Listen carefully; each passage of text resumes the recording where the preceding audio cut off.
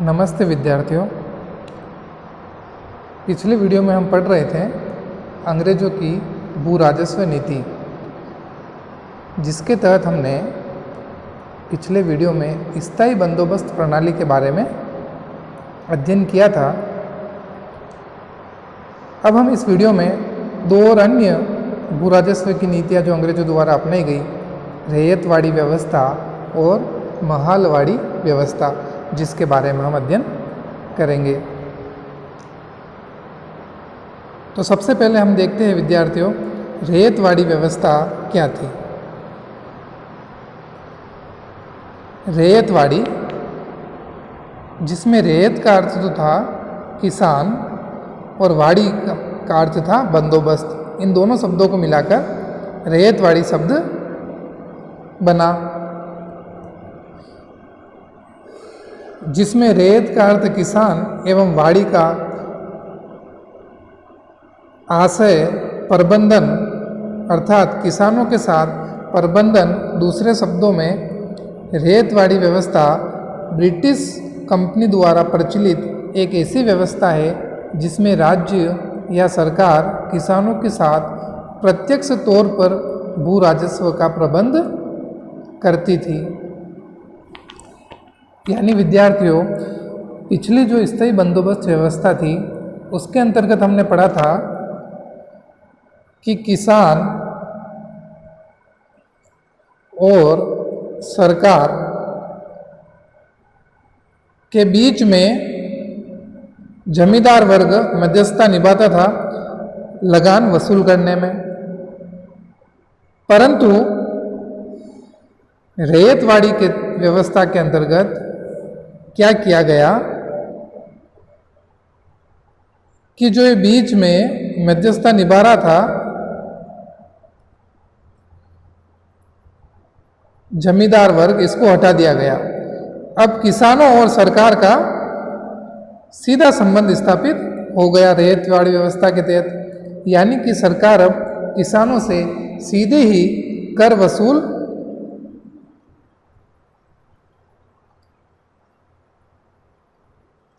किसानों द्वारा अब सीधे ही सरकार को कर दिया जाता और बीच से जो जमींदार वर्ग था उसको हटा दिया गया। तो स्थायी बंदोबस्त व्यवस्था और रैयतवाड़ी व्यवस्था में मुख्य रूप से यही अंतर है कि रैयतवाड़ी व्यवस्था में जमींदार वर्ग को समाप्त कर किसानों को भूमि का मालिक बना दिया गया। अब देखिएगा, मद्रास, बंबई, आसाम एवं सिंध का क्षेत्र में यह व्यवस्था लागू की गई थी। अर्थात भारत में ब्रिटिश साम्राज्य के कुल भूभाग के 51% भूमि पर यह व्यवस्था लागू थी। इस व्यवस्था के अंतर्गत भारत का जो क्षेत्र आता था, भूभाग आता था, वो टोटल 51% भूभाग आता था। यानी कि 51% भूभाग पर यह रैयतवाड़ी व्यवस्था लागू की गई थी। यह जो व्यवस्था लागू की गई, इस समय कर्नल रीड अंग्रेज अधिकारी था। अंग्रेज अधिकारी कौन था विद्यार्थियों? Colonel Read. और मुनरो और एलिफिस्टन उसके अधीनस्थ थे। इसके द्वारा ये व्यवस्था प्रारंभ की गई। यानी कि रैयतवाड़ी व्यवस्था जो प्रारंभ की गई वह रीड, मुनरो व एलिफिस्टन के द्वारा प्रारंभ की गई।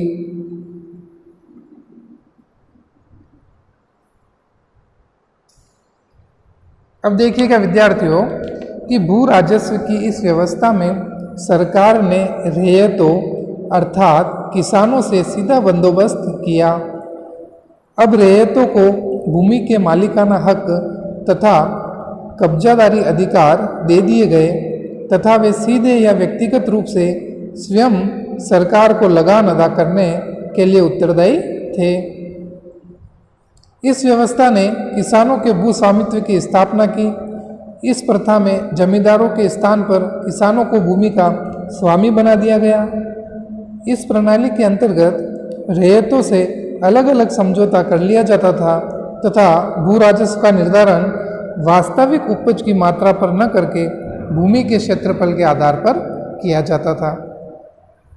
यानी विद्यार्थियों, जो ये रेतवाड़ी व्यवस्था थी, इसके अंतर्गत एक तो जमींदार वर्ग को बिल्कुल समाप्त कर दिया गया, यानी कि अब किसानों से सरकार सीधा ही कर वसूल करने लगी। और इस व्यवस्था की दूसरी खास बात ये थी विद्यार्थियों कि इसमें जो भू राजस्व का निर्धारण किया जाता था वह हर साल होने वाली वास्तविक उपज से न करके भूमि के क्षेत्रफल के आधार पर किया जाता। यानी कि जिस किसान के पास ज़्यादा भूमि होगी उसे ज़्यादा कर देना होगा, जिस किसान के पास कम भूमि होगी उसको कम कर देना होगा। यानी कि जो कर का जो निर्धारण किया गया उसका जो आधार माना गया वह उत्पादन को न मानकर उपज को माना गया, उत्पादन को न मानकर क्षेत्रफल को माना गया।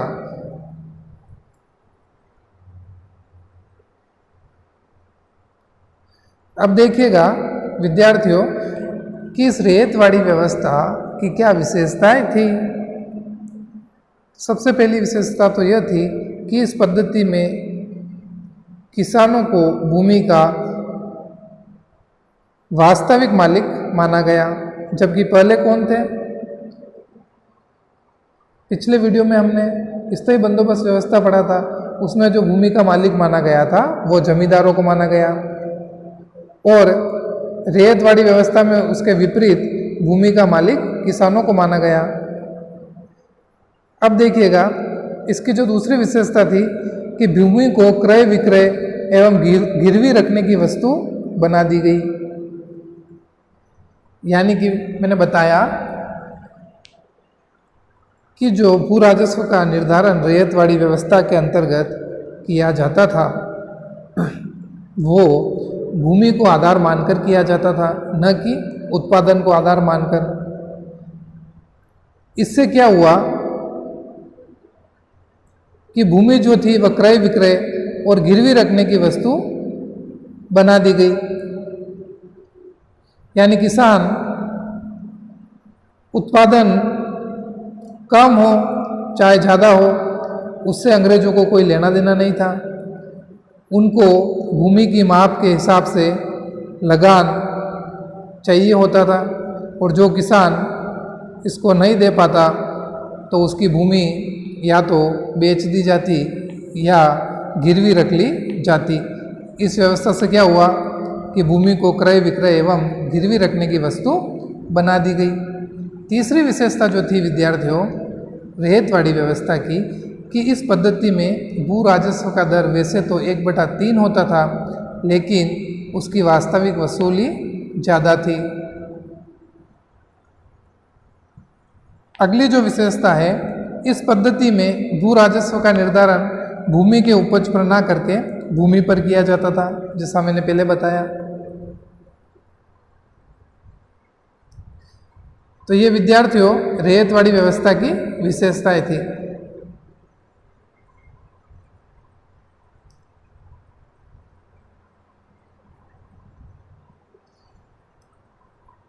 अब देखिए आगे कि सरकार द्वारा इस व्यवस्था को लागू करने का मुख्य उद्देश्य बिचौलियों यानी कि जमींदारों के वर्ग को समाप्त करना था, क्योंकि पहले जो स्थायी बंदोबस्त में निश्चित राशि से अधिक वसूल की गई सारी रकम जमींदारों द्वारा हड़प ली जाती थी तथा सरकार की आय में कोई वृद्धि नहीं होती थी।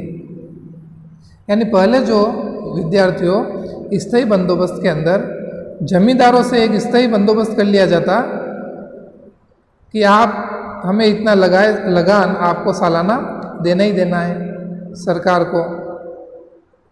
परंतु इससे क्या होता था कि अब मान लो किसानों का उत्पादन जो है किसी वर्ष बहुत अधिक हो गया, परंतु उससे सरकार को कोई फायदा नहीं होता था, क्योंकि इनके पास तो जो लगान निश्चित थी जमींदारों से वही इनके पास आती, तो इससे फायदा किसको हो रहा था? जमींदारों को हो रहा था। इस कारण से सरकार ने जमींदार वर्ग को समाप्त करना उचित समझा और एक नई व्यवस्था लेकर आए, रैयतवाड़ी व्यवस्था। देखिए, अतः आय में वृद्धि करने के लिए ही सरकार ने इस व्यवस्था को लागू किया, ताकि वह बिचौलियों द्वारा रखी जाने वाली राशि को खुद हड़प सके। दूसरे शब्दों में अगर कहे तो इस व्यवस्था द्वारा सरकार स्थायी बंदोबस्त के दोषों को दूर करना चाहती थी। इस व्यवस्था के अंतर्गत 51% भूमि आई, मतलब भारत के ये लगभग 50 से 51% भूभाग पर इसको लागू किया गया। कंपनी के अधिकारी भी इस व्यवस्था को लागू करने के पक्ष में थे, क्योंकि उनका मानना था कि दक्षिण पश्चिम भारत में इतने बड़े जमींदार नहीं हैं कि उनसे स्थायी बंदोबस्त किया जा सके। इसलिए इन क्षेत्रों में रैयतवाड़ी व्यवस्था ही सबसे उपयुक्त है। यानी कि जो कंपनी के अधिकारी थे, उनका मानना था कि दक्षिण और दक्षिण पश्चिमी जो भारत है उसके अंदर जमींदार वर्ग इतना सक्षम नहीं है। जब जमींदारी सक्षम नहीं होगा तो इनको लगान कौन देगा? इसलिए उन्होंने इन क्षेत्रों में स्थायी बंदोबस्त के स्थान पर रैयतवाड़ी व्यवस्था को अपनाना ही उपयुक्त समझा।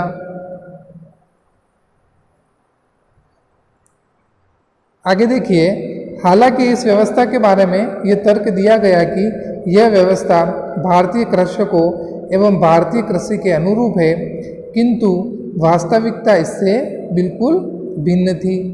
व्यावहारिक रूप में यह व्यवस्था जमींदारी व्यवस्था से किसी भी प्रकार कम हानिकारक नहीं थी। इसने ग्रामीण समाज की सामूहिक स्वामित्व की अवधारणा को समाप्त कर दिया तथा जमींदारों का स्थान स्वयं ब्रिटिश सरकार ने ले लिया। सरकार ने अधिक से अधिक राजस्व वसूलने के लिए मनमाने ढंग से भू राजस्व का निर्धारण किया तथा किसानों को बलपूर्वक खेत जोतने को बाध्य किया।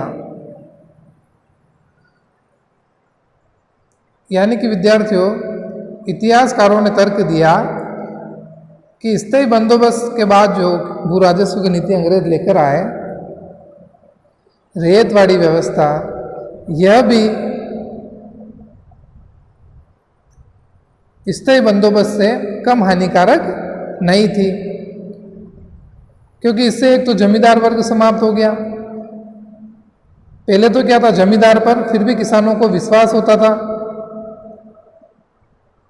अब सीधे ही ब्रिटिश सरकार ने जमींदारों को स्थान ले लिया, जिससे किसानों में असंतोष भी उत्पन्न हुआ। सरकार भी मनमाने ढंग से राजस्व वसूल करने लगी।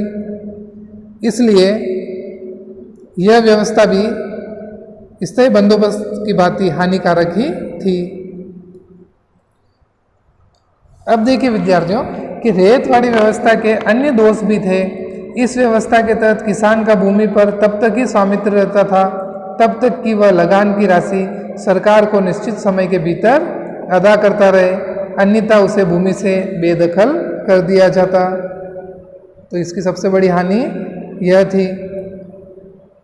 अधिकांश क्षेत्रों में लगान की दर अधिक थी, अतः प्राकृतिक विपदा या अन्य किसी प्रकार की कठिनाई आने पर किसान लगान अदा नहीं कर पाता था तथा उसे अपनी भूमि से हाथ धोना पड़ता था।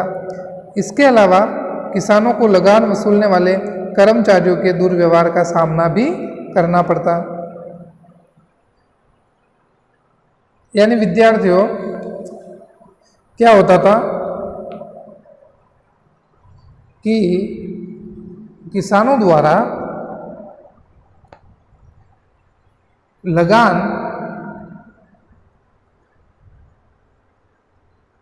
समय समय पर अंग्रेजों को दिया जाता, तब तक तो ठीक था, परंतु किसी कारणवश ऐसी कोई प्राकृतिक विपदा आ गई जिससे फसल अच्छी नहीं हुई, किसान लगान अदा नहीं कर पाया, तो अंग्रेज सरकार द्वारा उसे भूमि से बेदखल कर दिया जाता। और इसके अलावा जो लगान वसूल करने आते थे, क्योंकि अब ब्रिटिश सरकार और किसानों से सीधा संपर्क स्थापित हो गया इस व्यवस्था के अंतर्गत, तो लगान वसूलने के लिए अब जमींदार वर्ग के स्थान पर सरकार के कर्मचारी आते थे, वह भी किसानों से क्या करते थे, दुर्व्यवहार करते थे। तो विद्यार्थियों, यह तो थी आपके रेतवाड़ी व्यवस्था, जिसका हमने अध्ययन किया और इसके विशेषता और दोषों के बारे में जाना। अब हम अध्ययन करते हैं विद्यार्थियों महालवाड़ी व्यवस्था के बारे में, यानी अंग्रेज सरकार द्वारा जो भू राजस्व की तीसरी व्यवस्था जो अपनाई गई वह थी महलवाड़ी व्यवस्था। तो हम देखते हैं महलवाड़ी व्यवस्था क्या थी। देखिए, महलवाड़ी दो शब्दों से मिलकर बना है, जिसमें महल का अर्थ है गांव, मोहल्ला, कस्बा और वाड़ी का आशय है प्रबंधन।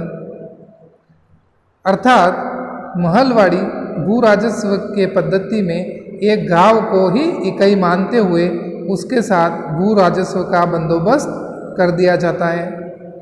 अब विद्यार्थी महलवाड़ी व्यवस्था के तहत क्या किया अंग्रेजों ने कि पूरे के पूरे गांव को एक इकाई माना है, यानी कि महल का अर्थ ही गांव या मोहल्ला या कस्बा है। तो इसके अंतर्गत पूरे के पूरे गांव को एक इकाई मानते हुए भू राजस्व का बंदोबस्त किया गया। इस पद्धति के तहत उस गांव को सामूहिक रूप में अर्थात अपना प्रधान के माध्यम से सरकार को अपना उपज का अंश देना पड़ता था। इस पद्धति के द्वारा पूरे गांव को जब एक इकाई माना गया तो उस गांव को जो लगान देना होता था वह सामूहिक रूप से अपने प्रधान के माध्यम से सरकार को लगान देना पड़ता था। यानी कि इससे किसानों का एक फायदा यह हुआ कि उसमें सामुदायिकता की भावना का विकास हुआ। यानी कि मान लो बहुत से किसान किसी वर्ष किसी गांव के अंदर 5 से 7 किसानों द्वारा लगान नहीं दिया गया, यानी कि उनकी फसल खराब हो गई, वह लगान देने के लिए सक्षम नहीं है, तो क्या होता था, अन्य ग्रामीणों द्वारा उन किसानों के लगान की पूर्ति कर अंग्रेज सरकार को सामूहिक रूप से लगान दिया जाता था। तो इससे यह फायदा होता था कि उन किसानों की भूमि से उनको बेदखल होने से वह किसान बच जाते थे और एक तरह से सभी मिलजुल कर इकट्ठा करके सरकार को देते थे, जिससे किसानों में सामूहिक उत्तरदायित्व की भावना का भी विकास हुआ।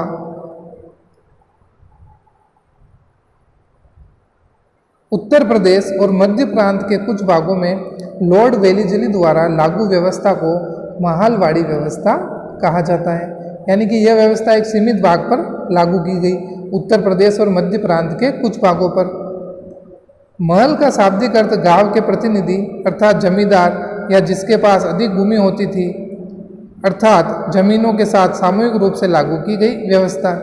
जैसा कि मैंने आपको पहले बताया था कि गांवों को एक महल माना जाता था। इसमें राजस्व जमा करने का काम मुकदम प्रधान, यानी कि जो गांव का मुखिया होता था उसको मुकदम या प्रधान बोलते थे, उसके माध्यम से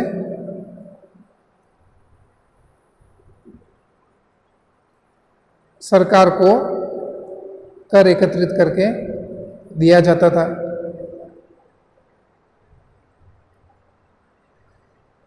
फिर क्या हुआ, समय के साथ साथ इसका राजस्व कर बढ़ा दिया जाता था। जैसे कि 1803-4 ईस्वी में इन प्रांतों से 188 लाख रुपए एकत्रित किए गए।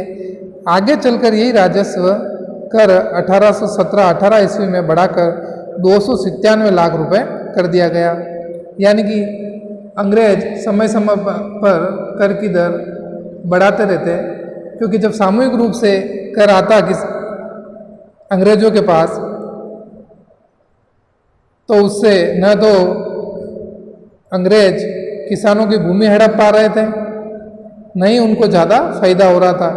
तो इस कारण से इस व्यवस्था के तहत वो क्या करते, कर को बढ़ा देते, क्योंकि उनको पता था कि किसान जब सामूहिक रूप से दे रहे हैं तो ये कैसे भी करके हमें कर दे देंगे, इस कारण ये कर की दर को बढ़ा देते हैं। फिर क्या हुआ, लॉर्ड बेंटिंग के काल में भूमि की माप पुनः करवाकर भूमि कर उत्पाद का 1/3 से 1/2 भाग कर दिया गया। पहले जो कर की राशि थी वह उपज का 1/3 भाग थी, उसको घटाकर 1/2 भाग कर दिया गया तथा यह बंदोबस्त 30 वर्षों के लिए कर दिया गया था। इससे कंपनी की आय में तो वृद्धि हुई, लेकिन जमींदार तथा कृषक इस व्यवस्था से शोषित हो गए, क्योंकि सरकार द्वारा जमींदारों की जमीनें तो पहले ही छीन ली गई थी। अंग्रेजों द्वारा मांगे गए निश्चित राजस्व को जमा न कर पाने के कारण अंग्रेज उनकी संपत्ति को बेच देते थे। अब देखिएगा इस महलवाड़ी व्यवस्था के परिणाम या प्रभाव क्या हुए। इसका सबसे जो बड़ा परिणाम हुआ कि ग्रामीण जमींदार बर्बाद हो गए। एक पदाधिकारी द्वारा दिए गए विवरण से हम इसकी स्थिति का आकलन कर सकते हैं। यानी कि अंग्रेज पदाधिकारी था उस समय, उसने इस व्यवस्था के बारे में क्या वर्णन किया है ये हम देखते हैं कि जमा भू राजस्व की दर काफ़ी ऊंची है। ऐसे में माल गुजार राजस्वदाता अपनी स्थिति सुधारने की उम्मीद छोड़ चुके हैं और कर भाग को सहने में वे सक्षम नहीं है। वे बुरी तरह ऋण के बोझ तले दबे हुए हैं और बाकी के परिणाम स्वरूप अंततः 1830 के और 1840 के दशकों में उत्तर भारत में गरीबी, अकाल और मंदी के समय तबाही आई, जिसका विस्फोट 1857 ईस्वी की क्रांति या विद्रोह के रूप में हमें देखने को मिलता है। यानी विद्यार्थियों कुल मिला के ये तीनों ही पद्धतियों से कहीं ना कहीं अंग्रेजों को ही फायदा हुआ और किसान, पहले तो जमींदारों की ज़मीनें छीन ली गई, फिर किसानों की ज़मीनें छीन ली गई, जिससे किसान बुरी तरह ऋण के बोझ तले दबे हुए थे और उनकी स्थिति दिनों दिन बदतर होती जा रही थी। इसके कारण अंग्रेजों के प्रति किसानों में असंतोष की भावना उत्पन्न हुई और हमें आगे चलकर विभिन्न किसान आंदोलन देखने को मिलते हैं और 1857 के विद्रोह में भी हमें बहुत से विद्रोह किसानों द्वारा देखने को मिलते हैं और विद्रोहियों को किसानों के द्वारा भी समर्थन मिलता है, जिससे 1857 की क्रांति एक विकराल रूप ले लेती है और इसके बाद अंग्रेज सरकार को मजबूरीवश 1858 का अधिनियम लाना पड़ता है, जिसके तहत क्या किया गया कि भारत पर कंपनी के शासन को समाप्त कर दिया गया और भारत पर अब ब्रिटेन की संसद का सीधा ही शासन स्थापित किया गया। तो विद्यार्थियों, इससे आप ये समझ रहे होंगे कि भारतीय जनता किसानों में भारी आक्रोश को देखते हुए अंग्रेजों ने 1858 का अधिनियम लाकर कंपनी के शासन को समाप्त कर दिया, क्योंकि कंपनी द्वारा मनमाने तरीके से राजस्व वसूल किया जाता, किसानों पर अत्याचार किए जाते। इस कारण से ईस्ट इंडिया कंपनी का शासन 1858 के अधिनियम के तहत समाप्त कर ब्रिटिश सरकार का शासन भारत के अंदर स्थापित किया गया। तो विद्यार्थियों, इस वीडियो में बस इतना ही। अगले वीडियो में एक नए टॉपिक के साथ मिलते हैं। तब तक के लिए धन्यवाद।